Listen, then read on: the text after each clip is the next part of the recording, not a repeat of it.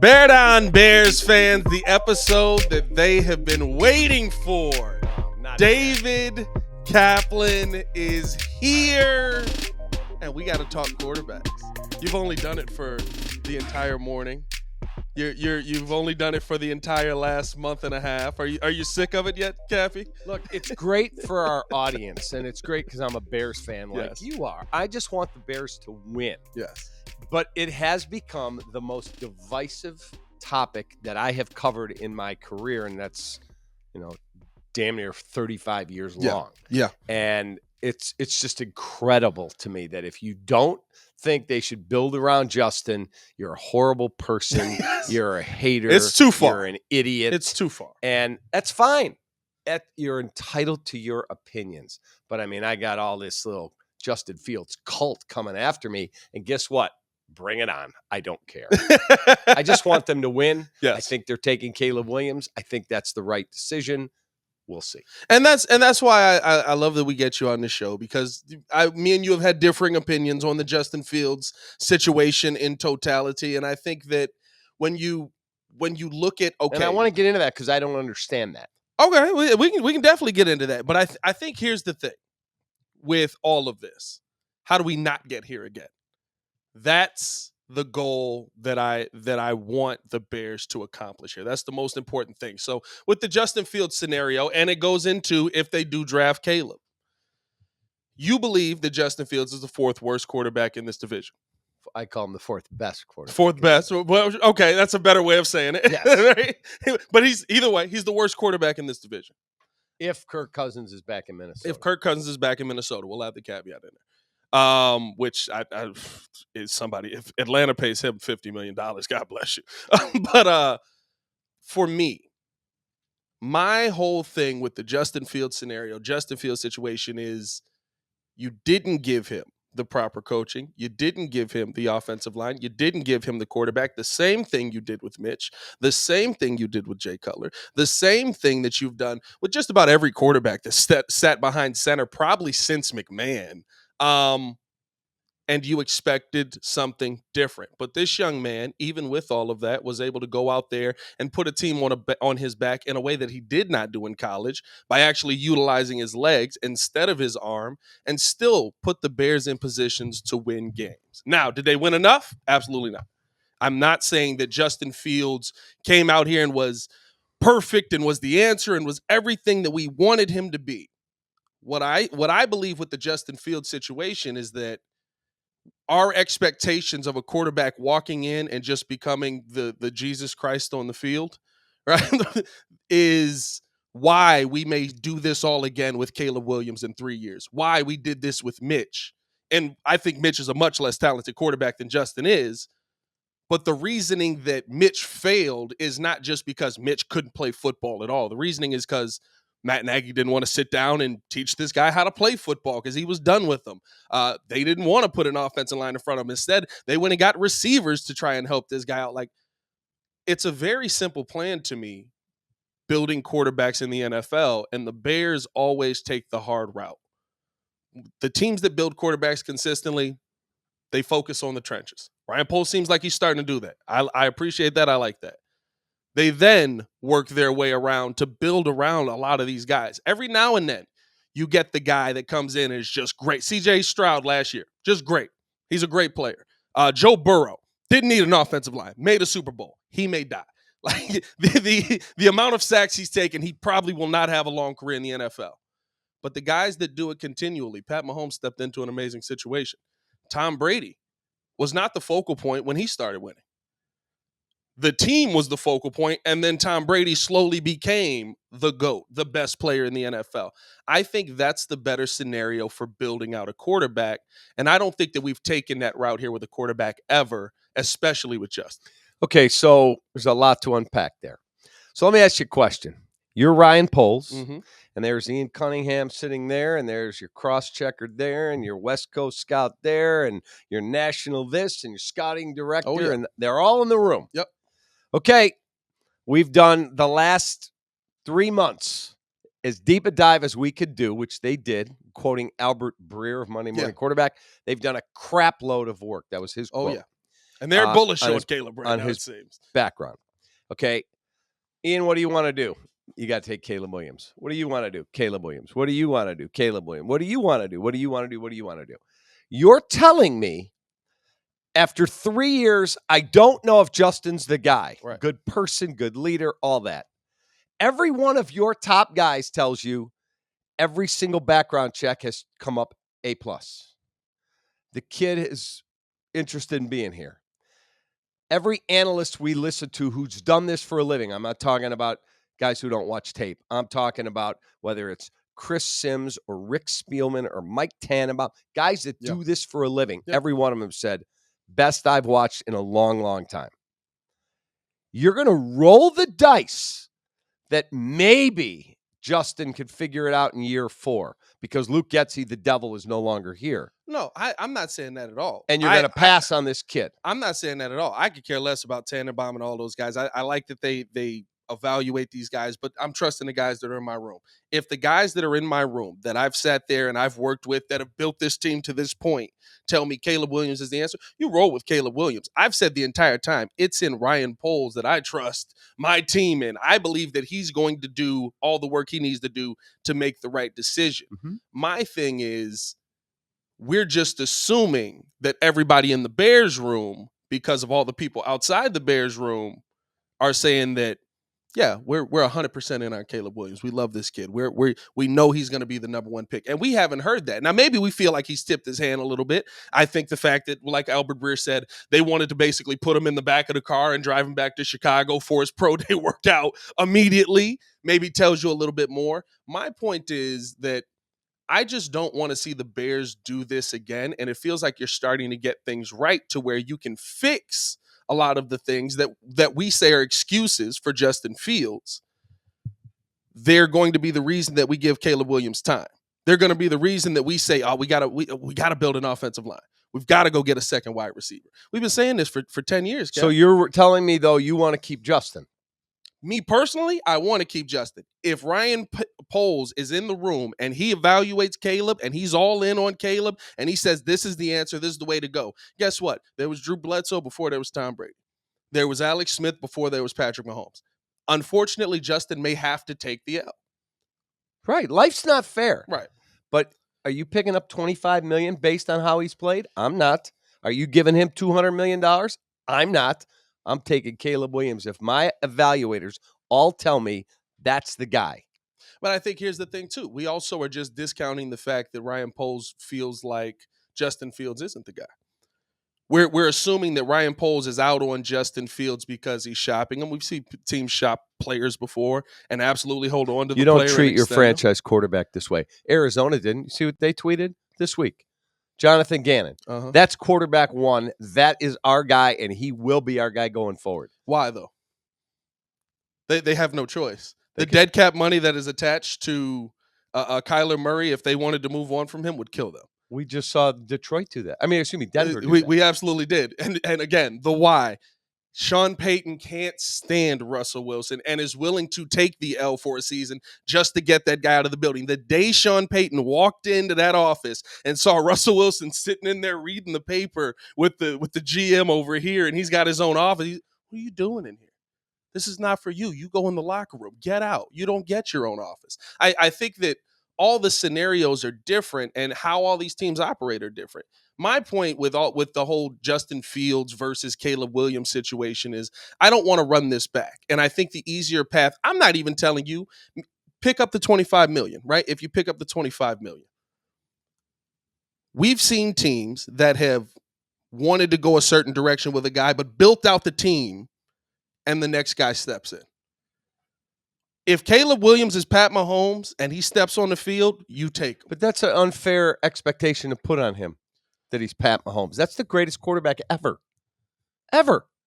I don't expect him to be Pat Mahomes. I didn't put it on him. That's what people have said. He's the best. What Mel Kiper said is he is the best quarterback talent that has been evaluated in the last decade. That includes Pat Mahomes. That includes Pat Mahomes was the 42nd ranked prospect. That includes Andrew Luck. That includes Joe Burrow. That includes CJ Stroud. Does not mean he's the best of those guys. But at this point, that does not mean he's going to become the greatest quarterback that ever lived. That's what Patrick Mahomes is. He's the best who ever did it, probably. But I think you also have to try, and that's my point with all of it, right? When you talk about the Justin Fields versus Caleb Williams, it's not a hate towards Caleb. I think Caleb can play. I think no matter what path, Ryan Poles has set himself up masterfully so that he can walk onto the field next year and say, we're going to be good. But at this point today, 3 years in, Justin's the fourth best quarterback in the division, and that's indisputable. Okay. Do you agree? I would agree with you right now. If Kirk Cousins is in the division. Okay, then why, and I don't mean you, I mean, why are people afraid of chasing greatness? And that set you off, and I didn't see your video, but I heard about it. Yeah. Why are you afraid of chasing greatness, and you're willing to be like Arturas Karnisovas of the Bulls and settle for mediocrity? You don't know that Justin's going to be that. You do not. No, but here's the thing, Cap. It's not a fear of chasing greatness. It's a fear of you're hoping that greatness is just going to be great on its own. No, because here's the thing: him with talent. If you take Caleb Williams, you've got 4 more draft picks. Mm-hmm. Maybe 1 more if you get a second for Justin Fields. Maybe. You've still got a lot of holes you have to fix on this team. I got free agency. You've still got a lot of pieces as well. You do have free agency money, but are you going to have a free agent center that's going to step in day one and he's going to be great? Mitch Morse. That's what we're tying ourselves to here. Yeah, are you going Jackson Powers like that? That's the thing, right? The things that, like I said, the things that have been Justin's sins will be the reason that we say, well, you got to give Caleb time. We got to build the offensive line. No, let's build it now because there's an opportunity. You don't win without an elite quarterback, and we don't have one. You also don't win if you have elite quarterbacks with bad offensive lines. Don't disagree. Although Joe Burrow went to the Super Bowl. It was crazy work there. 100% went to the Super Bowl. He may not have a long career. But they have an amazing quarterback, but they may not have. But I don't get another bite at the quarterback apple. Right, but I don't. I got a gift card, and that gift card happens to be the guy that most analysts who do this for a living go, that's the best I've seen in 10 to 15 years. And I'm supposed to leave that dude on the board for the 4th best quarterback in the division? To me, that's freaking asinine. Yeah, but I would hate to put that guy behind the 4th best offensive line in the division. I would hate to put that guy with the 4th best wide receiver core in the division. Don't disagree. You know what I mean? Like that's the thing where how do you not do this again? The Justin Fields, I think the part for a lot of Justin Fields fans is people just believe he's bad at football. He can't play. No one says that. He's been put in situations where to win, you have to climb the mountain. He gave the Bears a 28-point lead, and they found a way to blow it, and we blame him for not hitting Tyler Scott on running a route the right way. That falls on the quarterback's shoulders because he didn't win it in the games. I put you up 28. And guess what? That's the scenario from college that Caleb Williams is coming from. I like what I see from this young man. But the reason that a lot of the Justin Fields doubters have room to talk is because he's got to put up 60 points a game to win. Who does? Caleb Williams. With what he had on that USC team, he has to put up 60 points to win. So, like, we don't want to create that situation again here. And the path to creating a situation that's more stable may be taking the haul. And does that mean you pass up on a quarterback that maybe goes out there and is amazing, maybe isn't? We don't know. But what I will say is that if you're able to get the center position fixed, if you're able to get your left tackle position fixed, I've seen you still are mediocre at quarterback. But I've seen teams that maybe Justin Fields takes off, maybe he doesn't. You then slide the next guy in and you go, oh, he's in the perfect situation. Where am I getting the next guy? I mean, listen, Cap, Dak Prescott was taken in the 3rd round. Okay, you're willing to roll the dice. I'm not. I'm chasing greatness. I'm not paying Justin $25 million when I have a gift card for the number 1 pick, and all my scouts go, that dude's the best I've seen in a decade or more. And again, if all the Bears scouts, if all of the Bears brass are in on Caleb Williams, do it. But what mystifies me is, what are people so loyal to Justin for? Whether he's been in a bad situation or not, he's the 4th best quarterback in the division. So that's just what blows my mind. Like, if you told me there's no real good quarterbacks in the draft, I think Kenny Pickett was the highest rated one in his draft class. Okay, there's nothing there. We'll keep Justin. You have a quarterback-rich draft class. You have the 4th best guy in your division. Nope, I want to try and trade it for a haul and still be shitty at quarterback. That's what we've been to this point. But I think here's the thing. It's the reasons why. Does that change if Caleb Williams comes in here and you don't have a better offensive line? Does that change if Caleb Williams comes in here and you don't have the center connection? Right? Justin Fields had to play right field last year, trying to catch snaps that are flying over his head, and we expect him to come out and all of a sudden just go out there and look like Joe Burrow. We expect him to come out and look like C.J. Stroud. And it's like, well, C.J. Stroud had a center that at least knew I need to block this guy and I need to get the football to my quarterback. Basis of center. We had two guys that couldn't figure out how to do that here in Chicago. I think that's a lot of the loyalty to Justin Fields is still loyalty to the Bears, but it's loyalty to, hey, guess what? We had Jay Cutler. We had a guy that could throw the football. We had a guy that could make every single one of the throws. Whatever he is as a leader, we've heard mixed reviews on that, right? But like Justin Fields, Jay Cutler could legitimately make every throw in the NFL. Big arm. His problem was the left side of his line failed him every single week, and he was laying on the ground. Are we running that back with Caleb Williams? Because if you take a rookie center, then we're going to say, well, the center's got to take some time to develop here. If you take a veteran, it goes, well, that veteran center market, yeah, if he's on the market, that's not really what you want. The problem that I think a lot of Bears fans see coming is that taking Caleb Williams is put in a position where he has to win now. Is he going to be given the tools to win now? Because if the Bears come out and win 5 games next year, Matt Eberflus sitting here next year. Probably right. Shane Waldron in here next year. Probably right.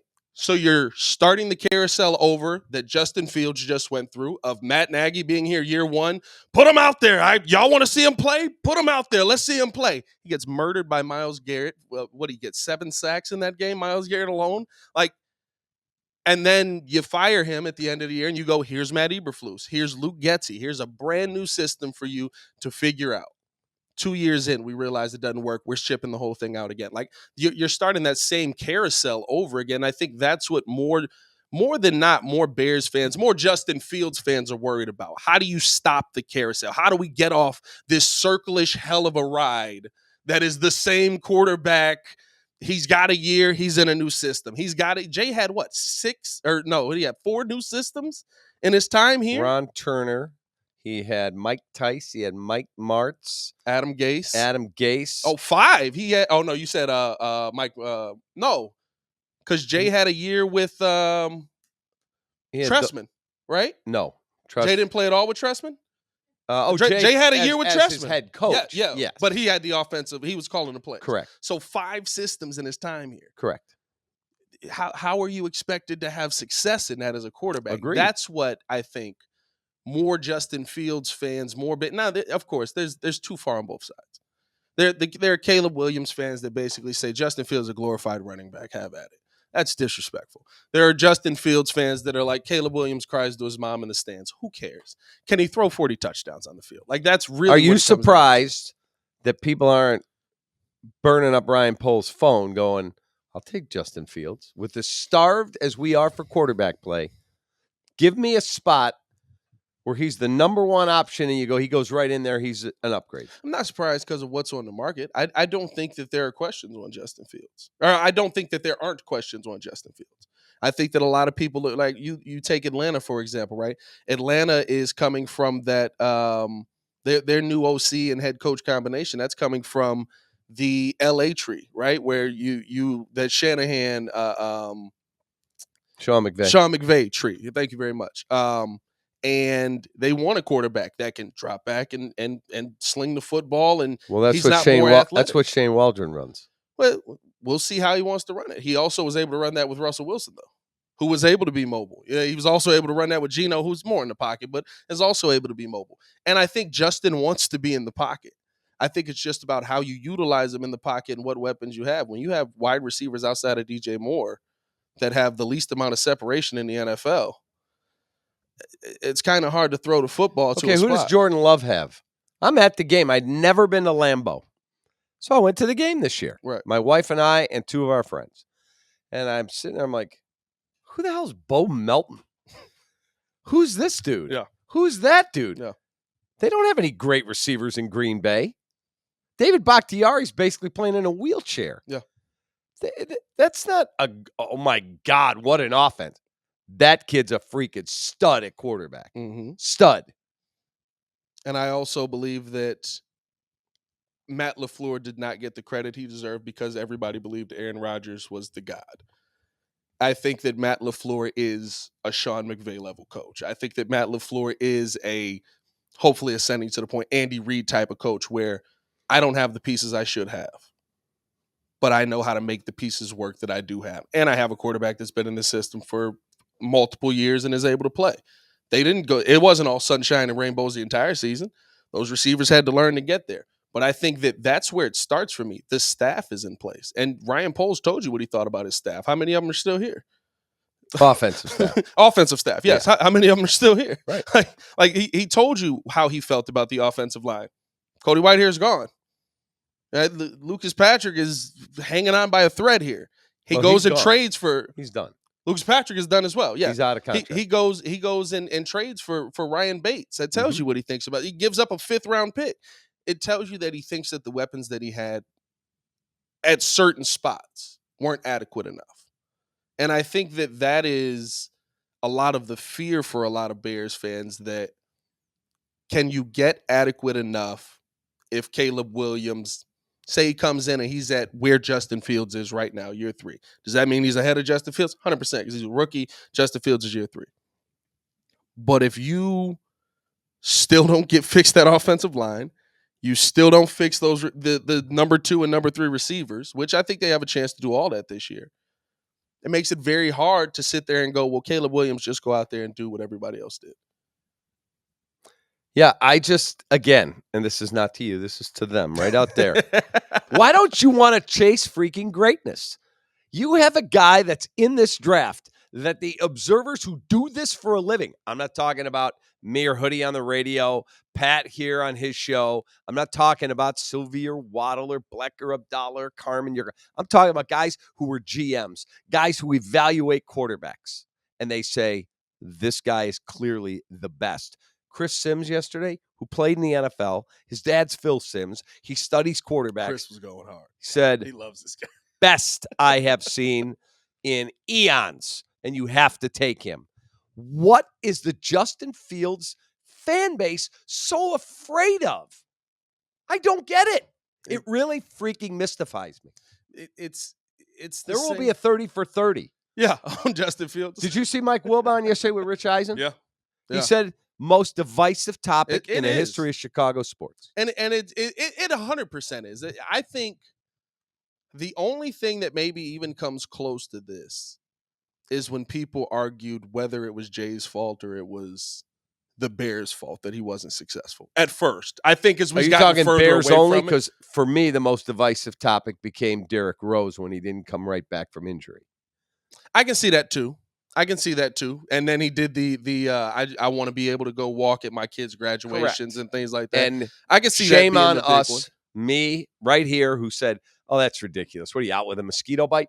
And then now load management's a thing that Derek started. Derek knew his body better than we did, and he was right, and I was wrong. Yeah, Derek.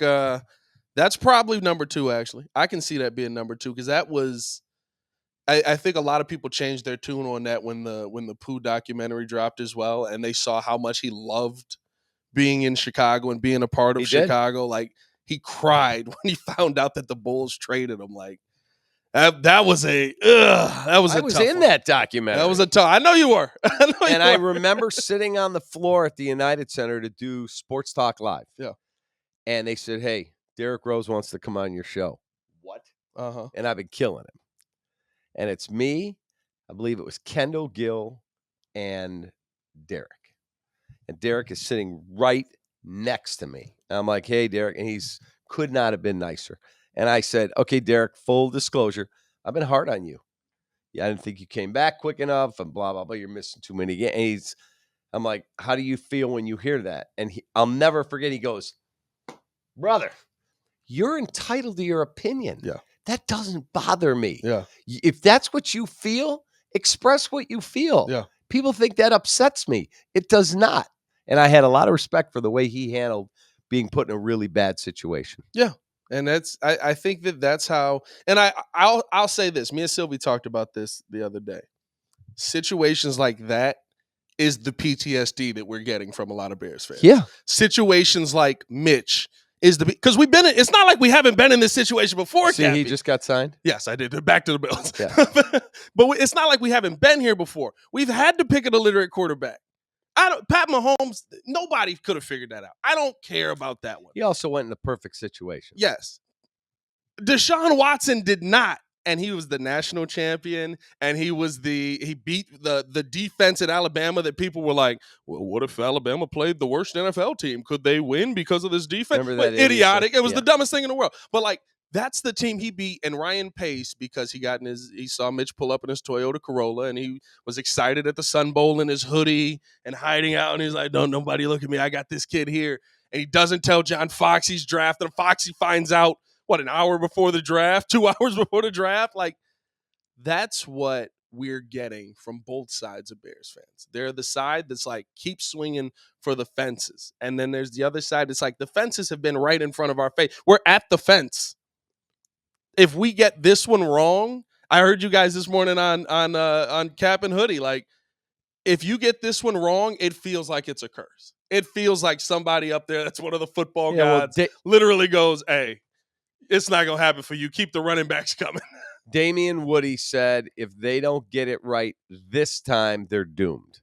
I don't live in the doomed You're never doomed. world. There's always next year. Like when the Cubs lost in the Bartman game, they're cursed. It's over, and they lost Game 7. Then they got swept in 07. They got swept in 08.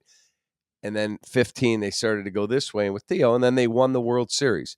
You just got to keep taking swings. Yeah. But I choose to chase greatness. That's my hashtag. I'm with you. Greatness. Even the greatest of greatness, though, needs the compliments around them. We agree on this. Yeah. Guess what? At pick 9, maybe I'm getting Malik Neighbors. Maybe I'm getting Roma Dunze. Maybe I'm getting Joe Alt to play left tackle, and Braxton Jones are going to kick in. I don't know what his plan is. Maybe it's Brock Bowers. I got a ton of cap space. That's why it's essential you get Jalen Johnson's deal done, not the tag. So you can get more space. Yeah. That's it. Let's go. Bring me some players and let's freaking go. Yeah. I'm here with you, man. I think at the end of the day, the one thing that I respect about me and your back and forth and different sides of the opinion and stuff like that is that it's different sides of the opinion, and we can shake hands at the end of the day and be fine. Twitter has become, or whatever it is, X now, has become this like, it's so toxic, visceral place where it's like, and I think here's the problem. People have tied their opinions to their personalities. Like, I am Justin Fields being the quarterback of the Chicago Bears. Or I'm a Bears fan. I had a 36-inch bear head at hanging up in my studio right now. I've got Bears chains, Bears jackets. I'm a diehard Bears fan. I think that the one thing that all of us just need to realize is that we've got to figure out, yes, you got to figure out the quarterback position, but how do you figure that out long term? We thought we had an answer with Mitch, but it wasn't a long-term answer after 18. Yeah, I thought when he took them down the field against the Eagles that was going to be, all right, here we go. And I was in on Mitch. Cody Parkey misses the double doink. Yeah. And it never got any better. Never got better than that. Like, I was in on, and then, right, like how the season starts, like, it feels like the high point of that season was Mac in game 1. Yeah, I mean, like, they went 12-4 and then never came close. Yeah.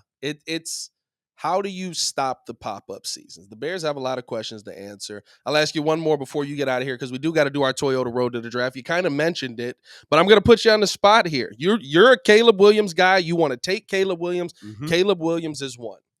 In the draft, how do you address the weapons that he needs offensively? Who do you go with as a wide receiver in the draft right now? Are you taking him 9, or are you moving back for somebody? I'm not trading down if one of those receivers is there. Mm-hmm. I also believe you've got to add more to your offensive line. Malik Neighbors is my guy. Look, Marvin Harrison's the best. 100%. Yeah. Now, I painted a scenario on the radio this morning that I keep hearing J.J. McCarthy could go 4, that Arizona would trade out of 4 because they need a lot. They need, yeah. And up comes Minnesota, Denver, whoever, New York, to get maybe the Giants to get J.J. McCarthy. It would be the first time in NFL history that the first 4 picks were quarterbacks.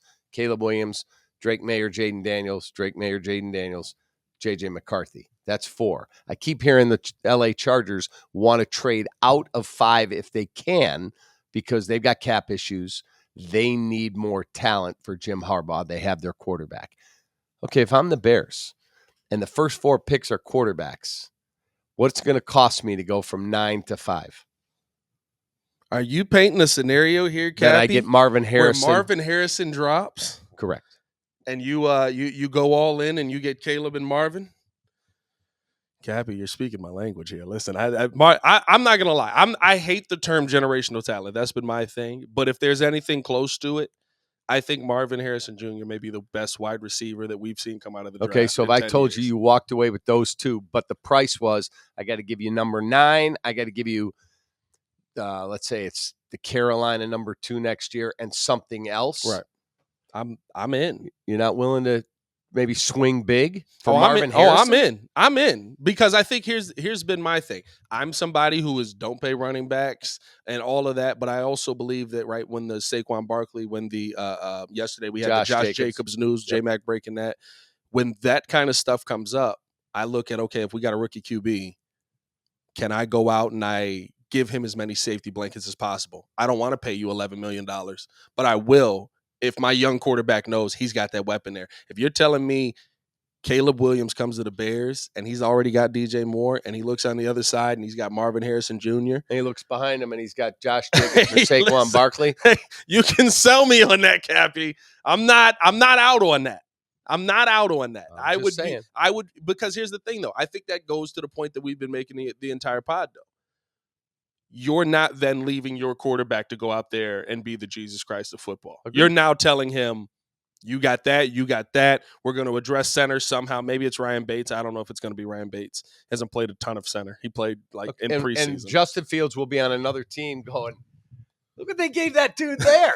I didn't get that. And that is the part that I wish some people, it's not fair. When you said that earlier, football is not fair. I want Justin to be here. I want Justin to thrive. I say trade back, take the haul. You give Justin Fields MHJ. You give him he's got DJ Moore. You add a running game. This guy's going to be able to thrive in Chicago, and we're not even going to remember that we were sitting here having this conversation the entire offseason. But I will. Sometimes you're going to remember. But sometimes you're not the guy that gets the benefit from the fruits of the labor. Alex Smith does not have Super Bowls. Pat Mahomes has 3. Correct. Yeah, I mean, you are correct. Like Alex Smith had that team, and they looked at Pat Mahomes. Like Alex Smith probably could have gotten maybe 1. Probably could have got a Super Bowl out of that team with Tyreek. Drew Bledsoe sits at home going, they won 7 of those things with Brady. Now he got 1. He got to be there for one. And got to play in a playoff game that got you to the Super Bowl. So it is, but they won a ton of rings. Like, sometimes you don't get to be that guy. And I hope if that's the scenario you paint, I think that's a scenario you have to take. Yeah. He's Starlin Castro, Justin. I helped get you there. And now in 2016, you trade me away and you win the World Series. It is what it is, man. Life's not fair. It is. But hey, we'll see what this all ends up being. Who knows? Maybe the winds will turn again. This whole conversation this offseason has been left, right. Here we go. It's all Caleb. Now they're all in on Justin. So seems like the winds are blowing the Caleb way. We'll see what they end up doing. But at a minimum, it's good to have you on the show, Captain. You too, man. Anytime. Love doing it. Keep killing it. Love having you here. Appreciate you guys for tuning in and showing Justin, love. fan club out there, I'm a Bears guy. I want the Bears to win. Take that. Hey, as always, it's your boy Pat, the designer for David Kaplan. Y'all stay safe out there, Chicago. Bear down. One love. Appreciate you guys for supporting. Let us know how you feel in the comments below.